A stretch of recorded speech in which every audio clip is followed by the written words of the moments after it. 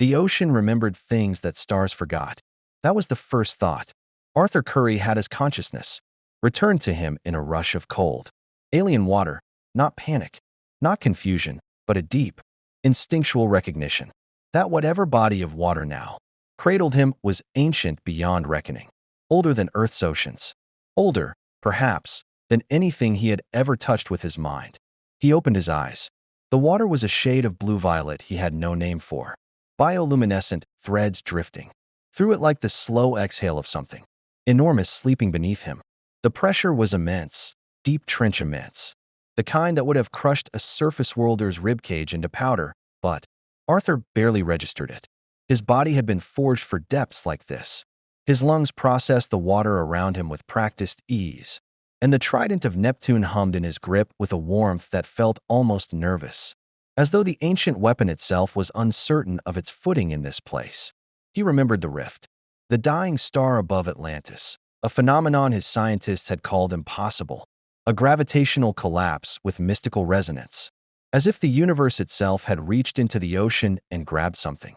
The tear in reality had opened like a wound in the seafloor, violet-edged and roaring, and Arthur had driven the trident into it instinctively, trying to seal it before it swallowed the outer spires of the city.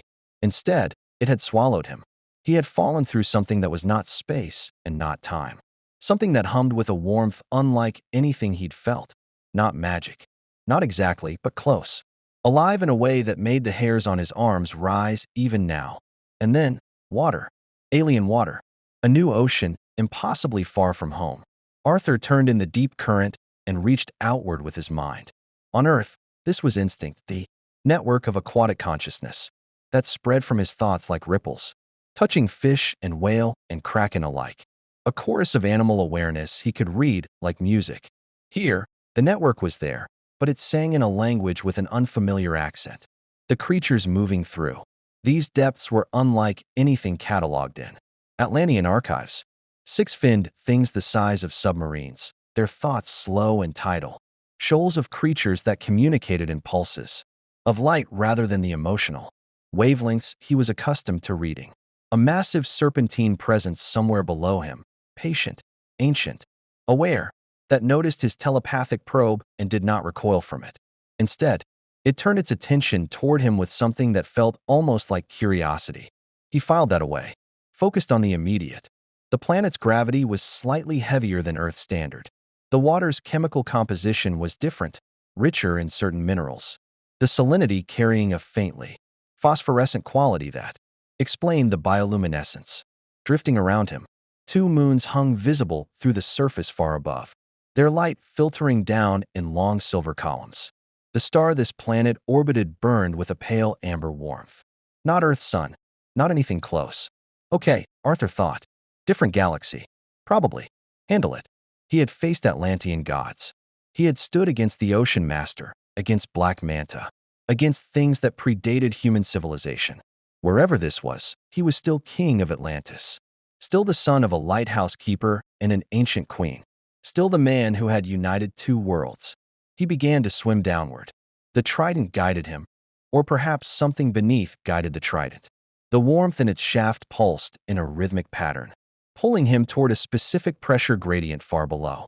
Arthur followed it through a thermocline that shimmered like heat haze, past a forest of enormous kelp analogues that swayed in currents he couldn't feel, their fronds a deep crimson, their root systems sprawling across a seafloor that descended in dramatic terraced shelves. And then he saw the city. It rose from the deepest shelf like a memory that refused to be forgotten, spires of pale stone, threaded with veins of luminescent crystal, archways carved with geometry that felt intentional and sacred, plazas still intact after what his instincts told him was millennia of abandonment. The architecture bore no resemblance to Atlantis, yet something in its design philosophy resonated with him. Built for water, built by beings who understood the deep as home rather than obstacle. Every angle was hydrodynamic. Every structure flowed into the next with organic grace. But it was not abandoned. Movement in the lower plaza caught his eye, and then his mind caught something else entirely. A telepathic signature unlike anything he had encountered.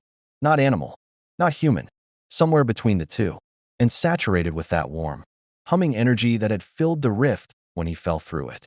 Dozens of signatures, maybe hundreds, all of them suddenly, sharply aware of him. Arthur stopped his descent and held perfectly still in the water.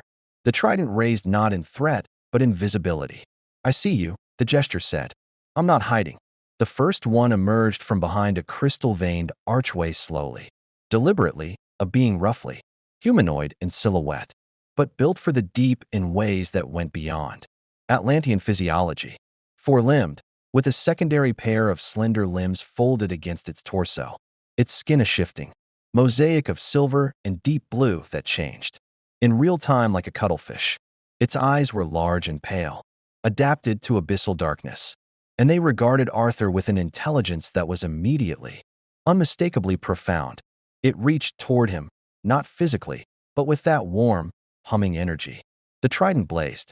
Arthur gasped as the energy poured through the weapon and into him, not painfully, but overwhelmingly, like standing in the path of a breaking wave that carried voices inside it. Ancient voices, a history compressed into sensation. He saw ocean worlds spinning through starfields. He saw these beings, the Mirakai, a name that arrived with the vision, fully formed, moving between star systems in vessels that were not ships, but living things. Great biological constructs shaped by will alone. He saw them sealing themselves away. A cataclysm, fire from above, a choice to hide rather than fight, to preserve rather than perish. And then he saw what they had been hiding from. The vision ended. Arthur floated in the alien deep, breathing hard, the trident still blazing in his fist. The Mirakai before him had not moved. Its pale eyes studied him with patience that spoke of a species accustomed to measuring time in geological epochs.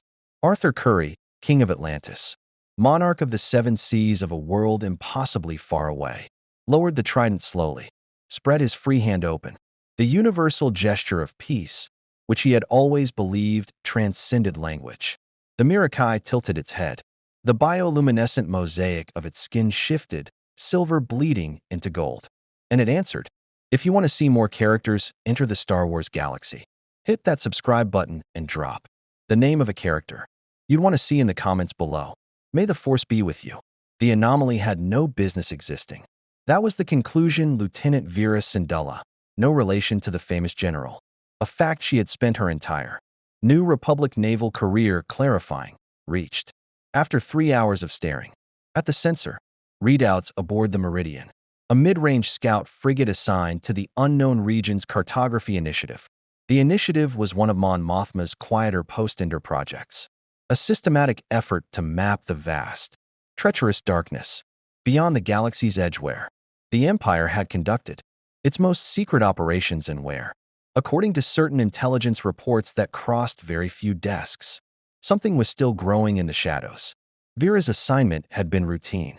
Survey the Keth expanse, log stellar formations, return home. Instead, her long-range sensors had detected a gravitational event of impossible origin, a localized dimensional collapse, approximately 40,000 kilometers above the surface of an uncharted ocean world designated KE-7 in the Cartography Initiative's working database. No natural phenomenon produced that specific resonance signature. No known Imperial technology did either. The readings matched nothing in the New Republic's archives, and the closest analog her science officer could find was a theoretical paper on force-generated spatial anomalies written by a Jedi Master 30 years ago and classified immediately upon completion. She had filed a priority report and received, within 6 standard hours, a response she had not anticipated. Hold position. Do not approach the surface. Assistance en route. The assistance arrived in a vessel that had no business being this far into the unknown regions either. A battered but space-worthy shuttle of Clone Wars vintage, modified extensively in ways that suggested both limited resources and considerable ingenuity. It dropped out of hyperspace with the casual precision of someone who had been making difficult jumps their entire life, and it docked with the Meridian without so much as a standard hailing frequency. Luke Skywalker walked aboard carrying nothing but a traveling cloak and a lightsaber. He hadn't ignited in weeks. Vera had met generals before. She had met heroes of the rebellion, decorated officers. Mon Mothma herself once had a function on Chandrila. None of them had prepared her for the particular quality of stillness that surrounded Luke Skywalker, the sense that he was simultaneously entirely present and listening to something just beyond the range of everyone else's hearing. He was younger than she'd expected, quieter. The holonet tended to render him in mythological terms, the last Jedi, the man who had faced the Emperor. In person, he looked like someone carrying a weight he had chosen, deliberately, and would not put down. He stood at her sensor console for a long moment without speaking, studying the anomaly readings with an expression she couldn't read. You felt it, Vera said. It wasn't a question. 3 days ago, Luke confirmed. I was meditating and something pushed through, like a door opening in a wall you didn't know existed. He touched the sensor display gently, tracing the gravitational collapse signature. This isn't Imperial technology. Our science officer said it matches a force-generated spatial anomaly. Partially, Luke stepped back from the console, and his eyes drifted toward the viewport and the violet-tinged ocean world, hanging in the dark below. But force-generated anomalies don't carry this kind of residual warmth. Whatever came through that rift brought something with it. Something alive. He paused. Something strong. Vera folded her arms. She was a practical woman who had grown up on the technical specifications of starships and the geometry of hyperspace lanes. She had enormous respect for the Force and absolutely no intuitive access to it, which meant she processed its implications the same way she processed everything else, as a tactical variable, requiring assessment. Strong as in dangerous? Luke considered the question with what appeared to be genuine uncertainty. Strong as in significant. The force around that planet is singing, in a way I've never heard before. A faint furrow appeared between his brows. There's something down there that's been there for a very long time, waiting. And there's something new that just arrived and is already talking to it. Talking to what? That, Luke said, is what I need to find out. The descent to KE-7's surface was made in Vera's atmospheric shuttle, a smaller craft, less detectable, better suited to oceanic reconnaissance. Luke sat in the co-pilot's seat and spent the entire entry sequence with his eyes closed, which Vera found simultaneously impressive and deeply unnerving from a flight safety perspective. The planet's atmosphere was thick with moisture, cloud cover dense enough to reduce visibility to instrument only conditions for the first 40,000 feet.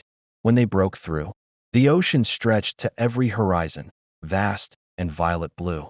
Its surface, churned by planetary-scale currents, into wave patterns that moved with a strange, almost deliberate rhythm. There was no landmass, not a single island, nothing but ocean from pole to pole. This entire planet, Vera said quietly, is water. Yes, Luke said, and his eyes opened. He was looking at the surface with an expression she had no category for. Wonder, she decided. Pure, unguarded wonder. And it's alive. All of it. The whole ocean, it's aware. Not individually. Collectively. He pressed one hand flat against the viewport. Like one enormous mind. The shuttle's sensors began registering something below the surface. A structured energy signature. Geometric and intentional. Radiating from approximately 8 kilometers down. Architecture. Ancient. Massive and unmistakably inhabited. And then the communication array crackled. Not with words. With something that was not words. But carried meaning with the same precision. A pulse of warm bioluminescent frequency that the shuttle's systems translated. Imperfectly, but sufficiently. A signal. Structured. Repeated. Patient. Come down. Vera looked at Luke. Luke looked at Vera. That's not Imperial, she said. No, he agreed. He was already reaching for the dive controls. And it's not what I felt in the Force 3 days ago.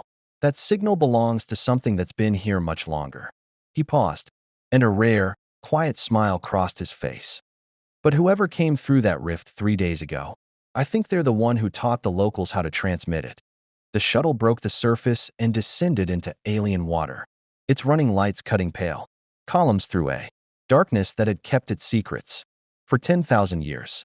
Below them, the Mirakai city blazed with light for the first time in millennia. And somewhere in its deepest plaza, a king from another world looked up, through 8 kilometers of ocean at the approaching lights and felt, for the first time since the rift had taken him, something that was almost hope. The trident of Neptune was not a key. Arthur had never thought of it that way. It was a weapon, a symbol of authority, a conduit for the power that ran through Atlantean bloodlines like deep current electricity. He had driven it into Leviathans and into the seafloor of Earth's oceans and once, memorably, into the hull of a Parademon warship over the skies of Metropolis. It was not a key, except that here, in the deepest chamber of the Mirakai's ancient city, it was absolutely a key. The chamber had taken 2 days to reach, not because of distance, the city's layout. Once Arthur had begun to understand its spatial logic with the Mirakai's patient guidance, was surprisingly navigable, but because the Mirakai themselves had insisted on the pace. They moved through their city with ritual deliberateness, and they had communicated through the tridents, resonance with increasing clarity. Over those 2 days, building a vocabulary between Arthur's telepathic instincts and their own, force-saturated consciousness that was imprecise but functional. They called themselves the Mirakai, which translated most closely as the ones who remember the tide. They had been sealed in this ocean for 10,000 years. They had chosen it. They had built the ceiling themselves. The chamber at the city's heart was a sphere of pale stone 30 meters across, its walls covered entirely in carved relief, a continuous narrative that wrapped around the room in a spiral, depicting the Mirakai's history from their earliest ocean dwelling, ancestors through the stars, and back down again. Arthur had spent an hour moving slowly around the room's circumference, reading it with his eyes and with the trident, which translated the force signatures embedded in the carvings the way his telepathy translated animal consciousness, imperfectly, impressionistically, but with enough emotional truth to understand the shape of what was being said. They had been a spacefaring civilization once. That much was clear. The carvings showed vessels, organic, fluid things, grown rather than built, moving between star systems in what Arthur recognized from the architectural astronomy as the galaxy's core regions. They had been numerous, influential.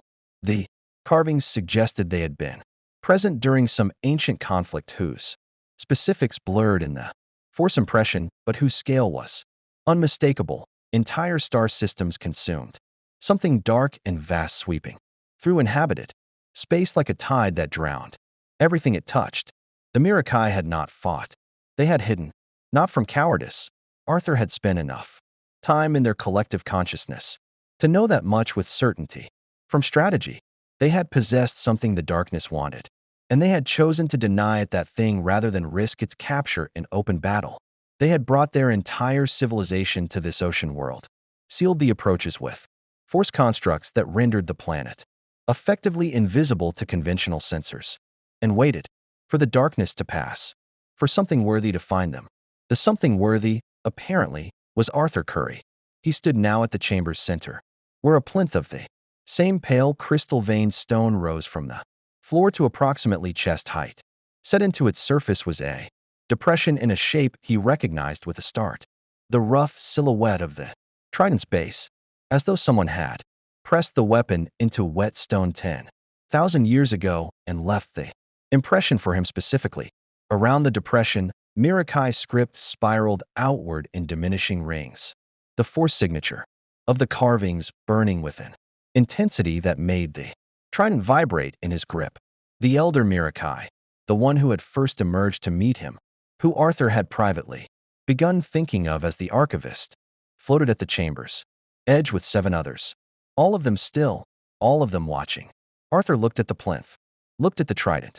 You're telling me to put my weapon into a hole in a rock in an alien temple 10,000 years old, he thought, and you want me to just trust that? The archivist's skin shifted, silver to gold to a deep, pulsing violet that Arthur had learned meant something close to yes. Exactly, please stop overthinking it. He placed the trident in the depression. The chamber detonated with light, not destructively, not fire or concussion, but pure luminescence. The crystal veins in every surface blazing simultaneously white gold, the carved reliefs filling with light as though someone had poured energy into them from above. Arthur threw one arm up to shield his eyes and felt the trident locked in, placed by something he couldn't physically overcome, which was a profoundly unfamiliar sensation. The warmth that had filled the rift when he'd arrived. The same warmth that permeated the Mirakai's consciousness and the city's stones and the ocean around them, poured through the trident and into him in a sustained, overwhelming flood. He saw the galaxy, not abstractly, literally, as though standing at its edge and looking inward. The spiral arms spread below him like a map drawn in starlight. He felt the living web that connected every breathing thing in it, warm and vast and ancient. And he felt how his own power, the connection to Earth's oceans, the telepathy, the deep water strength, resonated against that web like a new instrument, joining a composition already in progress. Different, not incompatible, different. And he felt something else. In the unknown regions, moving with deliberate patience through the dark between stars. Ships, many ships. Their intent was as cold and purposeful as deep ocean current running toward a drain. The light died. Arthur pulled the trident free and stood breathing hard in the restored dimness of the chamber. Around him, the Mirakai were moving, the ritual stillness broken, their bioluminescent skin cycling rapidly through colors he hadn't cataloged yet. Fear, he realized. That was fear. You felt that too, he said. The archivist turned its pale eyes to him, and the trident translated the response with unusual clarity, more clarity than anything they had achieved in 2 days of building shared vocabulary, as though the plinth's activation had sharpened the connection between them considerably. They had been watching this world for 3 generations, the trident translated. They did not know what was here. They knew only that something was hidden. Now the hiding place has announced itself. Arthur looked at the still blazing crystal veins slowly dimming in the walls around them. The activation, the light that had blazed through 8 kilometers of ocean, and he was suddenly quite certain, considerably further. The light reached the surface, he said. Further than the surface, the archivist replied. The activation's signature travels through the force itself. Anyone sensitive to it within several star systems will have felt it. Arthur absorbed this. 2 days ago, he had been alone in an alien ocean with a mystery. Now the mystery had lit itself up like a signal flare visible to anyone in the region who knew how to look, which meant if there was anyone out there watching this system, waiting for a reason to move, he had just given them one. He gripped the trident and looked at the archivist with the particular expression he wore when a situation had just become significantly more complicated and he was already calculating how to deal with it. Tell me everything about what's coming, he said, and tell me what your people can do. The archivist's skin blazed gold. Above them, 2 things were happening simultaneously. In the Mirakai city's upper plaza, a new Republic atmospheric shuttle was completing its descent through 8 kilometers of alien water, its running lights cutting pale columns through the dark, and at the edge of the Keth expanse, dropping out of hyperspace, with the silent precision of a predator that had been patient for a very long time. 3 first-order silencer-class vessels decelerated to sublight and trained, their long-range sensors on the pale blue-white pulse still, fading on the surface of a planet that, until 47 minutes ago, had not existed on any of their charts. Luke Skywalker had faced Darth Vader twice and the Emperor once and had walked away from all 3 encounters, carrying the specific kind of quiet that comes not from the absence of fear but from having looked directly into it and chosen something else. He was not, therefore, easily unsettled. Arthur Curry unsettled him considerably. They had met in the Mirakai city's upper plaza, Luke and Vera descending in their pressurized dive suits through water that seemed to part for them with unusual courtesy, guided by bioluminescent Mirakai escorts who moved with a grace that made Luke's force-enhanced agility feel mechanical by comparison.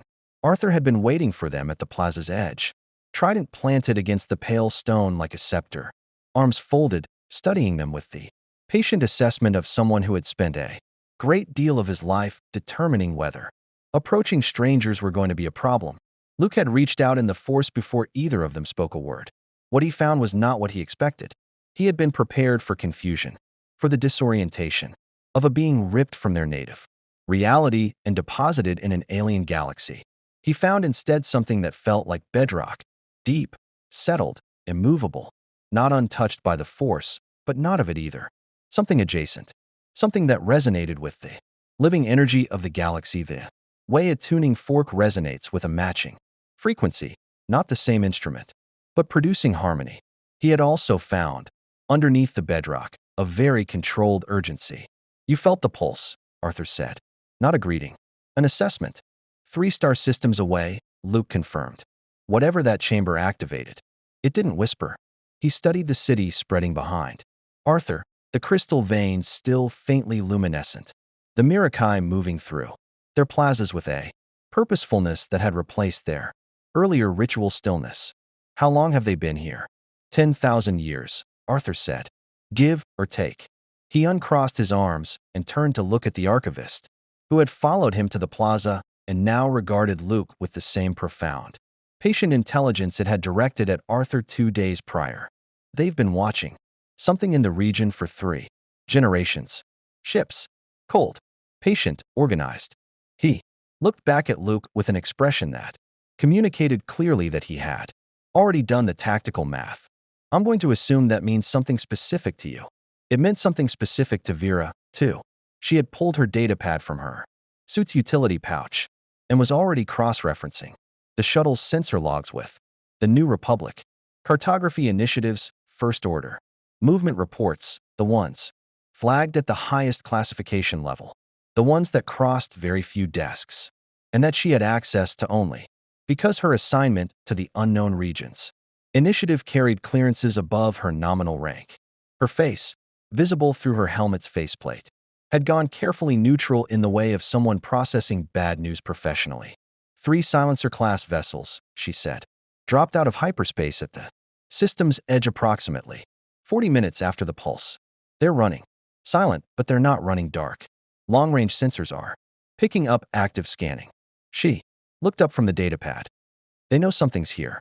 They don't know what yet. How long before they move to investigate? Arthur asked. At sublight approach speeds, maintaining their current sensor profile, Vera did the calculation with the efficient speed of someone who had grown up doing orbital mechanics in her head. 14 hours. Maybe 16 if they're being cautious. 14 hours. Arthur looked at the Mirakai city, its ancient spires, its inhabited plazas, its hundreds of inhabitants who had spent 10 millennia in careful concealment, and were now exposed, because he had placed his trident in a stone depression, without fully understanding the consequences. He filed that under lessons learned and moved on, because self-recrimination was a luxury that 14 hours did not accommodate. What do they want? He asked Luke. Luke's expression was the kind that comes before complicated answers. The First Order operates out of the unknown regions. They've been here longer than anyone in the New Republic wants to admit. If they've been passively monitoring this system for 3 generations, they knew something significant was hidden here. He paused, watching the archivist. 4 sensitive beings, with 10,000 years of accumulated knowledge and technology, whatever the Mirakai sealed away with themselves when they went into hiding. It's why they hid, Arthur said. Something wanted it then. Something wants it now. What is it? Arthur was quiet for a moment. The trident pulsed gently. The archivist was transmitting, and the translation came through in the compressed, impressionistic language they had built together over 2 days. He parsed it carefully before speaking. A navigation method, he said finally. Not hyperspace lanes. Something older. The Mirakai developed a way to move through what I think you'd call the Force itself, using it as a medium for travel the way my people use ocean currents. Instantaneous. Unlimited range. No navicomputer required. He let that sit for a moment. They sealed it away because the thing that was hunting them 10,000 years ago wanted it badly. Enough to destroy inhabited systems to get it. The silence that followed was the kind that forms around implications, too large to immediately process. Vera broke it first. If the First Order got access to that, they wouldn't need supply lines, Luke said quietly. They wouldn't need shipyards and fixed locations. They could move a fleet anywhere in the galaxy instantaneously. No warning. No defense preparation. His jaw tightened. Everything the New Republic has built since Ender becomes irrelevant overnight. Arthur had not come to this galaxy by choice. He had no allegiance to its republic or its emerging threats, no personal stake in the political architecture of a civilization he had never heard of 3 days ago. He was a king without a kingdom here, without subjects, without jurisdiction, without any of the institutional authority that defined his role on Earth. He was, in the most literal sense, nobody's problem to solve and nobody's champion to call upon. He was also standing in front of a civilization of 10,000 people who had survived in hiding for 10 millennia and were now exposed because of him. That made it his problem, regardless of jurisdiction. The Mirakai won't fight, he said. It wasn't a criticism. He had spent 2 days in their consciousness and understood the philosophy completely. Hiding was their strategy. It preserved them. They'll want to hide again. There's nowhere to go, Vera said. The moment those silencer vessels complete their scan, this system is in first-order records permanently. Hiding doesn't work anymore. I know, Arthur said. He looked at Luke. What can the New Republic get here in 14 hours? Luke's expression answered before his words did. Nothing significant.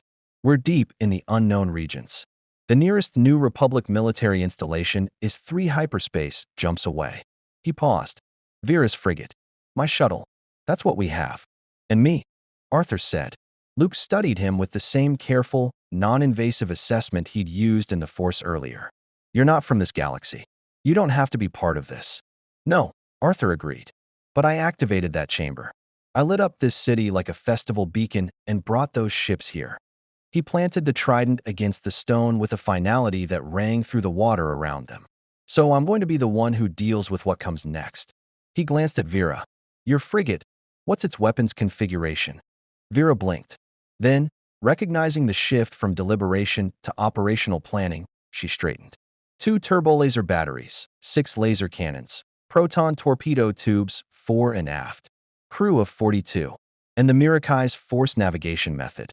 Can it be used defensively? Can it move things other than people? The trident pulsed. Arthur listened to the archivist's response and allowed himself a slow, dangerous smile that people who knew him well would have recognized as the expression he wore when he had identified a solution that was going to require an unreasonable amount of personal violence to implement. Tell your crew to be ready, he said to Vera. And tell them not to panic if the ocean starts moving on its own. He turned to the archivist. I need to speak with all of your people, every one of them, and I need you to introduce me properly this time, not as a visitor. He squared his shoulders, the trident blazing gold in his grip. As a king, the archivist regarded him for a long moment. Its bioluminescent skin cycled slowly through silver, gold, and then a color Arthur hadn't seen before, a deep, resonant crimson that spread from its center outward like sunrise. The trident translated it without hesitation, with more clarity than anything that had come before. Finally, it said, "We have been waiting for a king." The First Order did not announce itself. That was the thing Arthur had come to understand about predators who had spent years operating in the dark. They had learned that announcement was inefficiency, that the gap between intent and action was where prey escaped. The 3 Silencer-class vessels did not hail the planet, did not broadcast demands or ultimatums. They simply accelerated from their holding position at the system's edge with the cold, unhurried momentum of something that had already decided how this would end, their hulls black against the star field, their sensor arrays drinking in every detail of the ocean world below. They crossed into orbital range 11 hours and 40 minutes after Vera's initial estimate. She had been off by 2 hours and 20 minutes. Arthur filed that under things that happen when predators are hungrier than expected. He was already in position. The plan had taken 8 of their 14 hours to construct and the remaining 6 to implement, which left no margin for revision and no room for the kind of careful deliberation that Arthur suspected Luke would have preferred. Luke had not complained. He had listened to the full outline, asked 4 precise questions, received 4 precise answers, and then spent the remaining preparation time in a meditative stillness that Arthur recognized as the Jedi equivalent of a soldier checking their equipment, centering, sharpening, making themselves ready. Vera had spent the same period doing what career naval officers do before engagements they are not certain of surviving, which is to say she had done everything necessary with meticulous professionalism and then sent a sealed personal transmission to someone on Chandrila that she did not discuss and that Arthur did not ask about. The Mirakai had spent the 6 implementation hours doing something that Arthur had no precise framework for describing, because it existed at the intersection of biology, forcecraft, and what he could only categorize as architecture. Under the archivist's coordination, The entire population of the city had distributed themselves through the ocean above there, home in a pattern that his tactical instincts recognized as a formation even before he understood the mechanism. Hundreds of beings, each one carrying a thread of the ancient force navigation technique, spread through 8 kilometers of water in a living grid. They were not fighters. They had made that clear, and Arthur had accepted it without argument. They were, however, something considerably more useful for what he had in mind. They were infrastructure. Arthur himself was 300 meters below the surface, directly beneath the lead silencer vessel's orbital track. The trident held vertically above his head with both hands, its crown breaking the water's surface by less than a meter. Around him, in a tight formation, the 6 largest aquatic creatures on the planet moved in slow, deliberate circles, the submarine-scale 6-finned beings he had cataloged on his first day, their minds now threaded into his telepathic network with the careful, practiced connection he had spent 2 days building. They were not domesticated. They were not tame. They had agreed, in the way that very large, very old animals sometimes agree to things, when the request comes from something that speaks their language at a frequency deep enough to carry genuine authority. He could feel the silencer vessels above him through the trident. The weapon had been recalibrated. That was the only word he had for what the plinth activation had done, attuned now to the galaxy's living energy in a way it had never been on Earth. It read the force signatures of the ships above like a depth finder reads the seafloor, precise, continuous, unambiguous. 3 vessels, crew signatures in the hundreds. Fighter complement launching from the primary vessel's hangar, TIE fighters, their twin-ion engines registering as sharp, bright points of electromagnetic energy against the Trident's expanded awareness. 12 fighters, then 16, then 24, fanning out in a search pattern above the ocean's surface. Now he thought toward Luke, who was in Vera's frigate, holding position on the planet's dark side with running lights killed. The response came not in words, but in a sudden blazing warmth through the trident, the force signature of a Jedi Knight making a decision, clean and irreversible as a lightsaber igniting. The meridian came around the planet's horizon at full acceleration, turbolasers opening up on the lead silencer vessel before the First Order. Crews had completed their tactical reassessment of having a target appear from nowhere. The exchange was immediate and violent, turbolaser fire crossing the orbital distance in both directions. The meridian taking hits that Vera absorbed with the particular stubborn competence of someone who had no intention of dying today. The silencer vessel's shields flaring under sustained fire it had not anticipated receiving from something this small. Arthur did not watch the orbital exchange. He was already moving. He came out of the water like a depth charge in reverse, the trident blazing, his body shedding seawater in a continuous cascade as he accelerated upward through the atmosphere at speeds that made the air scream around him. The Mirakai grid activated beneath him simultaneously, the force navigation technique flowing through the living network of hundreds of beings in patterns that the archivist had spent 6 hours teaching him to read. He was not using the technique himself. He lacked the biological architecture for it. The archivist had explained with patient regret. But he could ride it, the way a surfer rides a wave they did not create. The wave the Mirakai created was not water. It was space. The first TIE fighter squadron encountered it at 9,000 meters altitude, a localized spatial distortion, force-generated, that folded the volume of space the fighters occupied and redeposited them 40 kilometers to the planetary south with enough inertial translation to scramble their navigation systems completely. Not destroyed, displaced.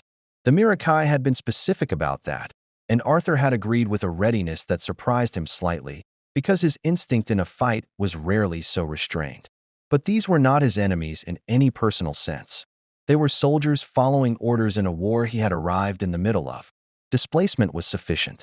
The second squadron came at him directly, 16 fighters breaking from their search pattern and converging on the signature the Trident was generating, which was considerable and apparently unmistakable to first-order sensor operators.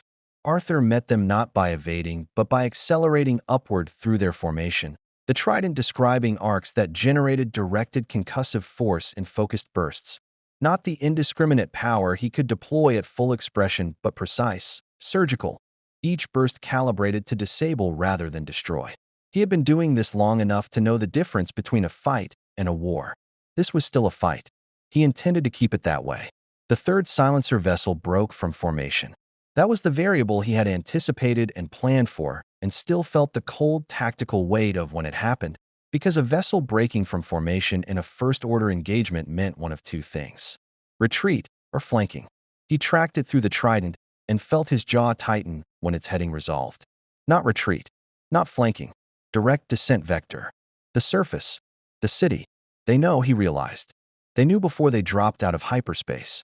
They have someone who can feel it, a force-sensitive officer, an Inquisitor remnant, something. They felt the chamber activate. They're not here for the planet.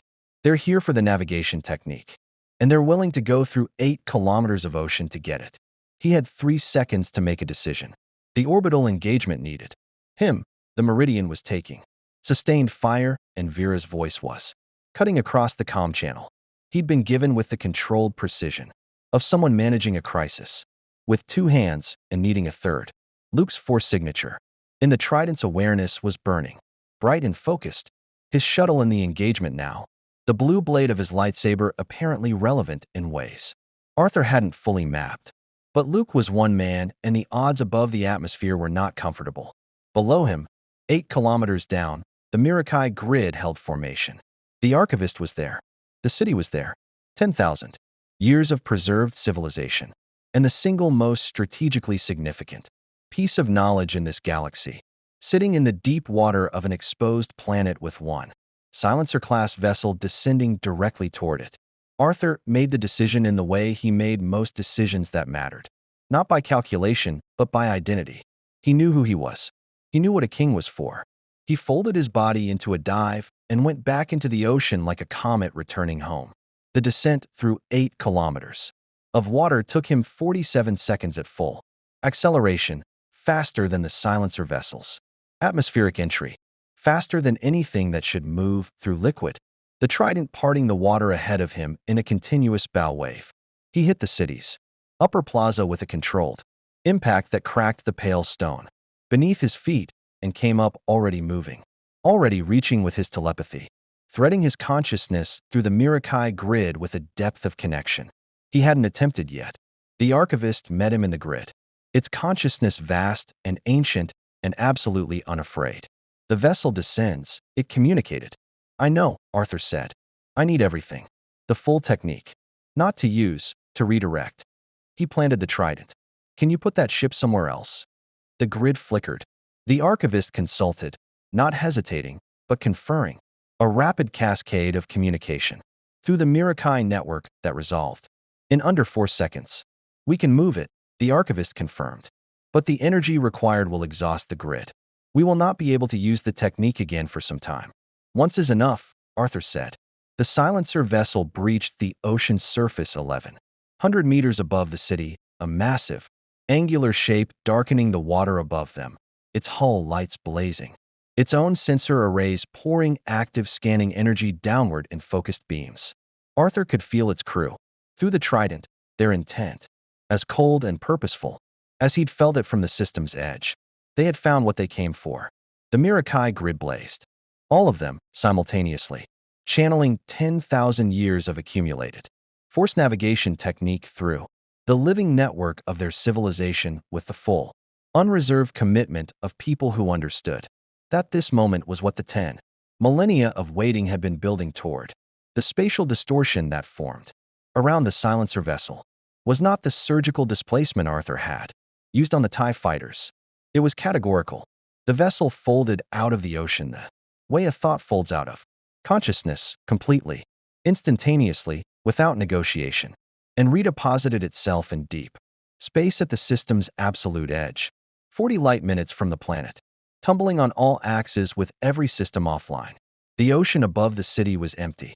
Arthur stood in the silence of the deep water and listened to the Mirakai grid slowly, carefully, exhaustedly release. Around him, hundreds of beings who had spent 10,000 years in careful preservation of a single technique, had spent it in 4 seconds. Their bioluminescent skin cycled slowly through colors he had no names for. Not grief, not regret, something closer to relief. Above the atmosphere, the Meridian was reporting that the remaining two silencer vessels had broken off their engagement and jumped to hyperspace, the sudden disappearance of their third vessel from all sensors, here one moment and simply not there the next, had apparently been sufficient to recalibrate whatever tactical confidence had brought them here. First-order commanders were many things. Stupid was not consistently among them. Arthur looked at the archivist. The ancient being regarded him with pale eyes that had watched 10,000 years pass in the dark and had chosen, finally, to let the light back in. A king, it said through the trident, with perfect clarity, knows when to spend what cannot be recovered, and what must never be spent at all. Arthur looked down at the trident in his hands, thought about the rift, about Earth's ocean impossibly far away, about a lighthouse on the coast of Maine and a father who had raised him to understand that home is not a place you leave, it's a place you carry. Yeah, he said quietly. I know. The ocean of KE-7 had no name in any New Republic database. It had no name in any Mirakai text either. They had never needed one. The way a being never needs a name for the air inside their own lungs. But in the weeks that followed the engagement, as Vera Syndulla's preliminary report worked its way up through New Republic intelligence channels and arrived, eventually, on desks that dealt with things too significant for standard classification, people began referring to it informally as the deep quiet. It seemed appropriate. It was the kind of place that made you lower your voice. Luke Skywalker remained on KE-7 for 3 weeks after the first order's withdrawal, longer than he had planned, and longer than several people in the New Republic had patience for. He spent most of that time in the Mirakai city, sitting with the archivist in the chamber of the carved reliefs, learning, not the force navigation technique. That was not something human neurology could accommodate, and Luke accepted the limitation with a philosophical grace that Arthur found genuinely admirable. He was learning something else. The Mirakai had been present during conflicts predating the Republic itself, had witnessed the rise and fall of force-wielding civilizations across 10,000 years, and carried in their collective memory a record of the galaxy's history that no Jedi archive had ever contained. Luke absorbed it with the quiet hunger of someone rebuilding an institution from near extinction and understanding, with increasing clarity, how much had been lost. Arthur watched him and thought about libraries, about the things civilizations choose to preserve and the things they let burn. His own situation remained unresolved in ways that the engagement's outcome had not addressed. The rift that had brought him here had closed. The trident confirmed it with a certainty that left no room for comforting ambiguity. Whatever dimensional pathway had opened between his galaxy, and this one had been a singular event, unrepeatable by any means currently available. He was, in the most precise sense of the phrase, stranded.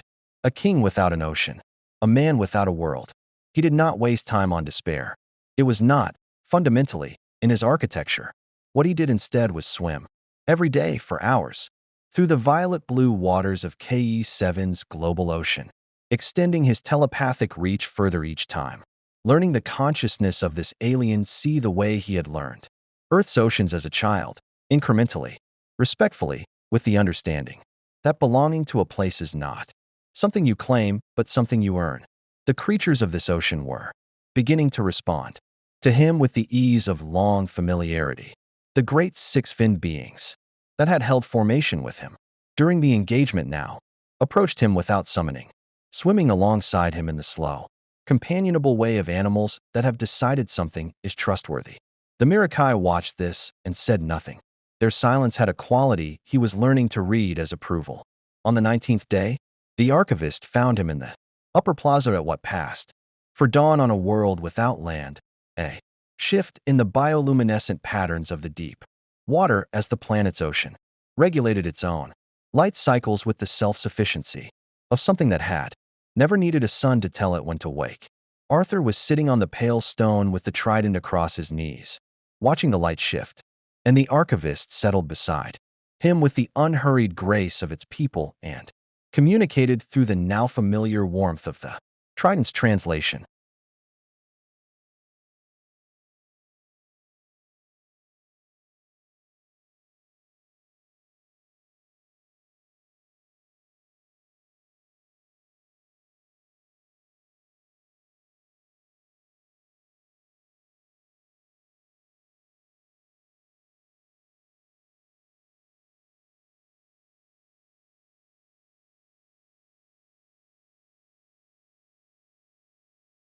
You are thinking about your ocean, it said.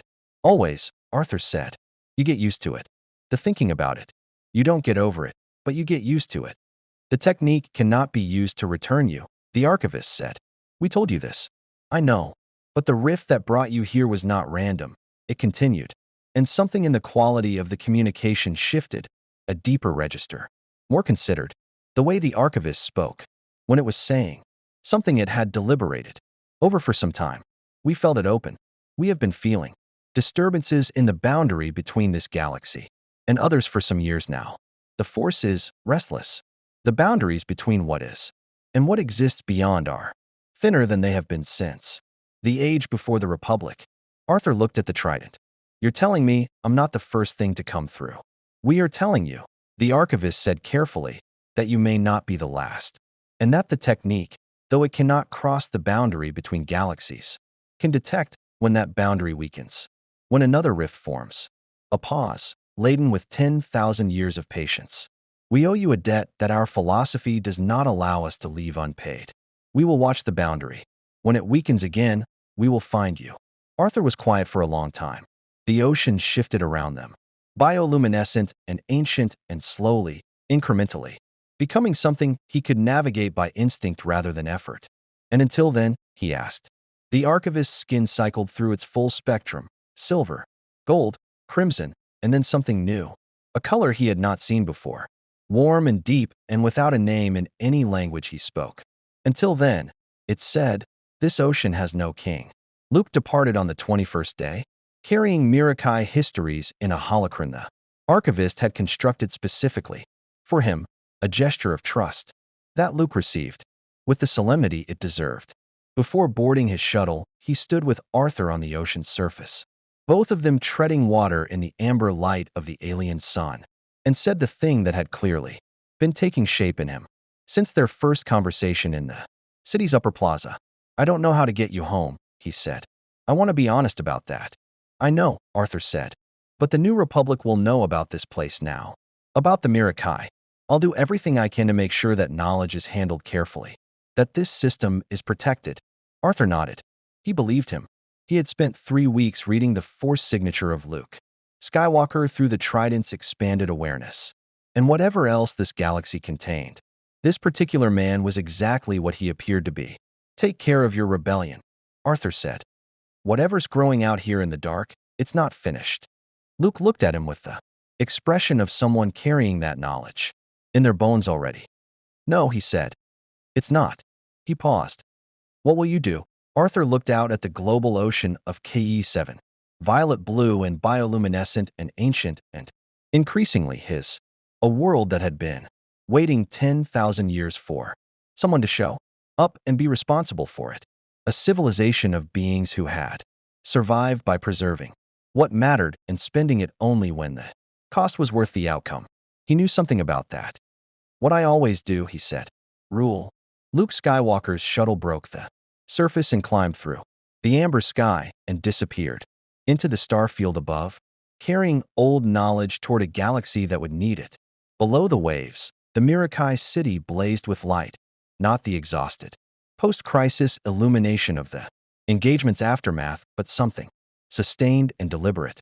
The light of a civilization that had decided, finally, that hiding was finished. Arthur Dove. The ocean received him the way oceans always had, completely, without reservation, as though it had been waiting specifically for him. The trident blazed gold in his grip. Around him, the great six-finned creatures turned in their slow orbits, companionable and vast.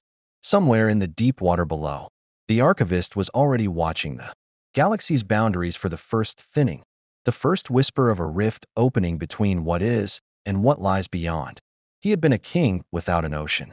Now he was a king with one that no chart had ever named, tending a civilization that had forgotten it needed tending, in a galaxy that did not know he existed and would learn soon enough. He had faced gods in his own reality and ocean depths that would crush a world. He had held a dying civilization together with both hands and sheer refusal. Whatever the unknown regions contained, whatever was growing cold and patient in the dark, between stars, it had not yet met the king of Atlantis. That, he suspected, was going to be its problem. May the Force be with you.